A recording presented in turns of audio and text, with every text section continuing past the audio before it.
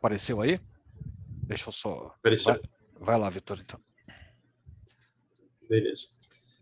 Boa noite, pessoal. Quer dizer, eu estou supondo que é noite aí onde vocês estão também, se estiverem no Brasil. E eu vou apresentar aqui hoje a proposta, que não é uma proposta para um challenge, na verdade, no Fundo 9.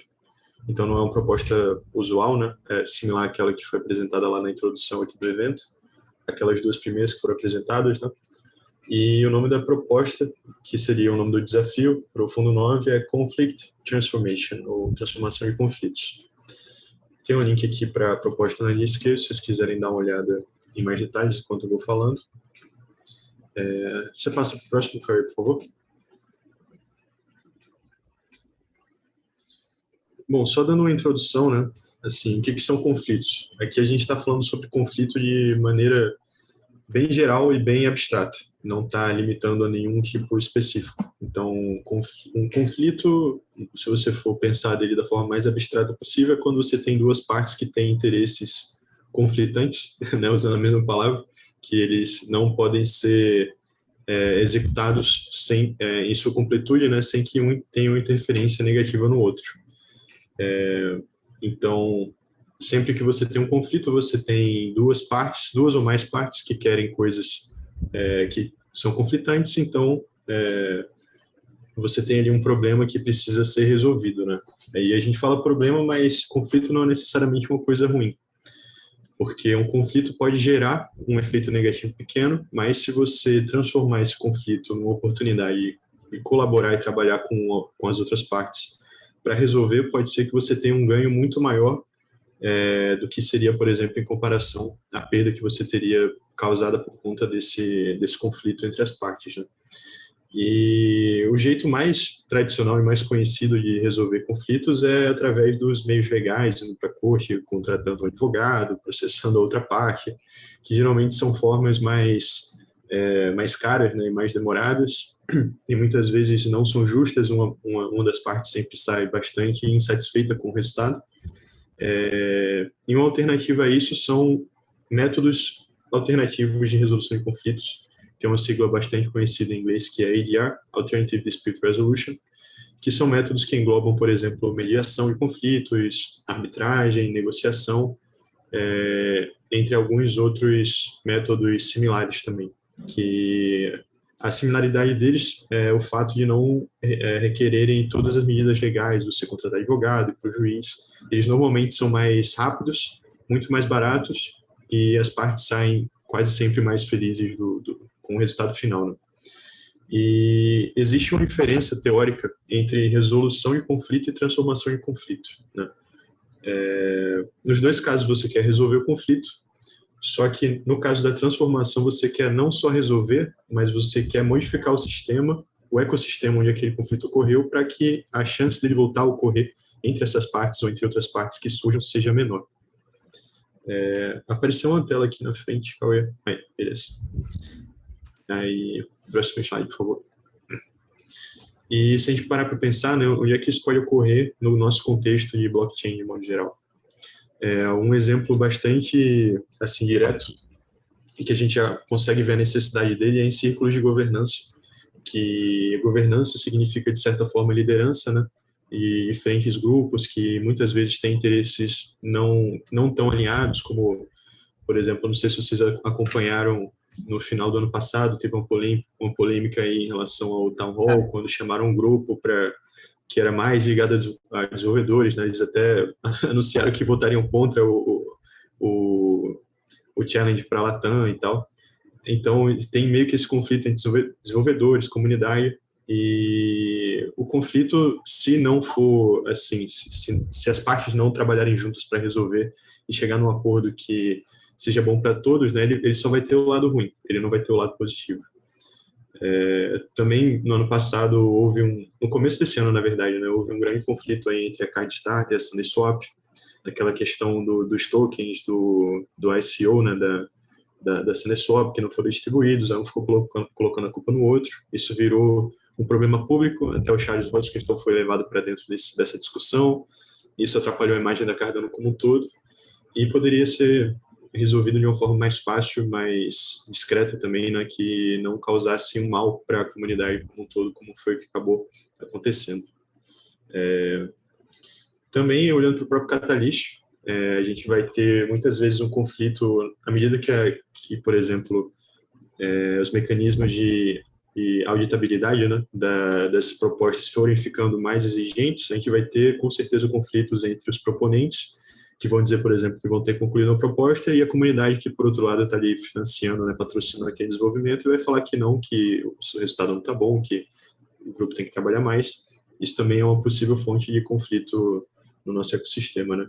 E por último, aqui, bem mais geral, qualquer DAO, a gente sabe que a ideia da DAO é criar regras e colocar em contratos inteligentes para, no final das contas, a maior parte do processo ser automatizado, mas por trás de tudo isso tem pessoas, e boa parte desse desenvolvimento é feito através de conversas até que se chegue num consenso de qual código vai ser implementado. E durante todo esse processo também existe muito espaço onde provavelmente vão surgir conflitos dos mais variados tipos. Então, próximo slide, por favor. Então, o objetivo desse nosso challenge aqui é trazer exatamente essa visão de como lidar com os conflitos que vão surgir inevitavelmente, tanto no Catalyst como na Cardano como um todo, e como construir um mecanismo para já ter formas de resolver esses conflitos da melhor maneira possível, né, de transformar esses conflitos e usar eles não deixar eles atrapalharem e causarem os efeitos negativos que os conflitos podem causar, mas usar eles como fontes de inspiração ou fontes de informação de como ter um progresso melhor, mais acelerado e mais constante.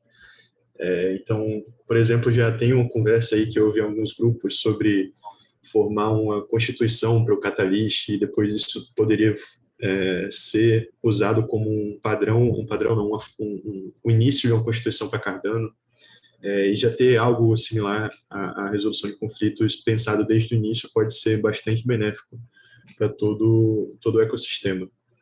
E até também como a questão legal da blockchain não é muito bem definida hoje, se você tem um problema entre projetos de blockchain, dentro de grupos de blockchain, dificilmente você vai conseguir uma solução pelos meios tradicionais, um juiz não vai conseguir entender o que está acontecendo, ele não vai entender da tecnologia, ele não vai conseguir ajudar, vai ser algo que deve demorar muito tempo, e a gente sabe que enquanto o mundo anda na velocidade 1, a internet anda na velocidade 10, né? Ou 100. Então, são coisas meio que incompatíveis. E o objetivo, no final das contas, desse challenge é abrir oportunidade para diferentes grupos criarem formas de criarem meios para resolver e transformar esses conflitos, e das mais diversas formas também, tanto técnicas quanto não técnicas, e de já deixar isso disponível para toda a comunidade toda vez que um conflito venha surgir. Próximo slide, por favor. Aqui, só dando mais algumas informações sobre o challenge em si, o nosso KPI, né, o que é que a gente espera de ver, o que é que a gente espera ver saindo desse challenge. A gente quer ver bastante propostas sobre transformação de conflito, diferentes processos sendo implementados. A gente não está mirando uma única solução, a gente sabe que diversos países têm, por exemplo, mecanismos diferentes e a gente não conhece todos, e ver essas ideias conversando vai ser muito interessante. E potencialmente vai chegar numa solução que conjunta vai ser melhor do que as soluções que existem hoje em dia separadas, né, limitadas a países e culturas diferentes. Ver quantos outros projetos, na verdade, vão conseguir incorporar esses processos de transformação de conflito dentro das suas plataformas, principalmente, por exemplo, plataformas de marketplace de serviços, onde você tem duas partes, duas pessoas ou grupos que interagem e negociam de alguma forma. Também eventos como workshops, treinamentos para pessoas que queiram se tornar profissionais da área, e, por final das contas, as pessoas treinadas, né, para esses processos e que comecem a trabalhar ativamente nessa área também. E, por último, próximo slide, algumas possíveis direções, né, que seria treinamento de especialista em transformação de conflito, mediadores e facilitadores, e nesse caso específico para Cardano, porque não faria sentido treinar essas pessoas de modo geral para resolverem conflitos familiares ou outro tipo de conflito. Construir e expandir os serviços de transformação de conflito dentro da Cardano, e, por exemplo, criar um tesouro para transformação em conflitos e o pagamento de profissionais que já atuem na área e que possam resolver os problemas que apareçam dentro do Catalyst e da Cardano. Então, é isso. Acho que fechou aqui meus 10 minutos. Obrigado. Obrigado, Vitor. Deixa eu parar aqui a tela. Feito. Alguém tem alguma pergunta para o Vitor? Durante a apresentação. Então, é só habilitar seu microfone e perguntar. Eu tenho uma pergunta. Olá, Vitor. Muito obrigado pela apresentação. A minha pergunta é, tu falaste sobre o caso de haver conflito entre os projetos, propostas que fazem o trabalho, mas depois, na parte da revisão, alguém pode pensar que não foi feito o suficiente. Como é que você diria a resolução desse proceder aí? Há algum template que já tem pronto para esse tipo de resoluções? Eu acredito que não, porque isso é algo novo, eu acho, né, no mundo como um todo, esse tipo de financiamento, onde você tem uma comunidade de milhões de pessoas financiando projetos específicos. E eu acho que não existe um template, mas isso com certeza é algo que vai acontecer, porque se você olhar, por exemplo, para o projeto da SingularityNet, eles acabaram de lançar o equivalente ao Catalyst deles, né? E no caso deles, por exemplo, o fundo só é liberado para as pessoas que submeteram propostas ao final do projeto ter sido realizado e se a comunidade concordar. Então pode ser que chegue lá no final, a pessoa trabalhou 6 meses, pô, a comunidade não, isso aqui está ruim. E aí? O cara vai ficar vendo a view, aí é um conflito, tipo, evidente, né? Então eu não sei como é que eles vão lidar com isso. Eu acho que se eles não estiverem pensando nisso, eu acho que vai ser um problema grande lá, que pode gerar bastante problema. Ok, obrigado. Muito bom. Parabéns aí, Vitor, pela apresentação. Pelo que assim, me veio à mente, fazendo um paralelo com o que a gente tem hoje em dia, seria tipo uma câmara arbitral que você está querendo fazer para os projetos relacionados ao Catalyst. Seria isso? Não necessariamente uma câmara arbitral. Uma câmara arbitral é uma das formas de resolução alternativa de conflitos, e ela costuma ser limitada à resolução de conflitos e não transformação, que é aquilo que eu mencionei, de você mudar o ecossistema para fazer com que conflitos similares não voltem a acontecer, né? A câmara de arbitragem, no final das contas, as partes vão para uma terceira parte que serve como um juiz, né? E ele vai determinar quem vai ganhar. É diferente de um caso de mediação. Se você tem duas partes que vão para o mediador, o objetivo é que todo mundo saia o mais feliz possível. Então, normalmente, você chega no meio termo. E nesse tipo de caso, é muito mais fácil você conseguir uma transformação em conflito do que apenas uma resolução. Então, o caso que você comentou, a arbitragem é uma das formas possíveis de resolver o conflito, mas ele não necessariamente leva a uma transformação, né? Também pode ser usado. Perfeito. Um outro detalhe que você falou do mediador, isso me chamou a atenção, eu achei bem interessante, porque normalmente na Câmara Arbitral você tem as pessoas que têm a especialidade, né? Então, se eu tenho um problema, né? Se eu tenho um problema, sei lá, na área de esporte, um contrato de um jogador de futebol, o mediador lá que vai estar é uma pessoa que entende da área de futebol para poder mediar. No seu caso também vai ser nesse formato, porque às vezes vai ter um mediador que não entende nada do que está acontecendo. Então, ele mais até atrapalha do que ajuda, né?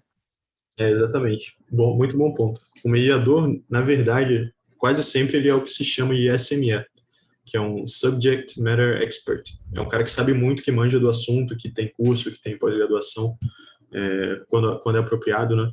E ele tem que ter o background necessário, ele tem que ter a visão global daquela área para conseguir entender as duas partes, entender qual seria o meio termo razoável e propor uma solução. Então, uma das coisas que a gente espera ver, né, se esse challenge for aprovado, a gente não acha que deve existir, mas um número muito pequeno, de mediadores especialistas em blockchain. Então, o que a gente vê acontecendo é especialistas em blockchain se tornando mediadores ou mediadores se tornando especialistas em blockchain. Porque é isso que a gente vai precisar no final das contas.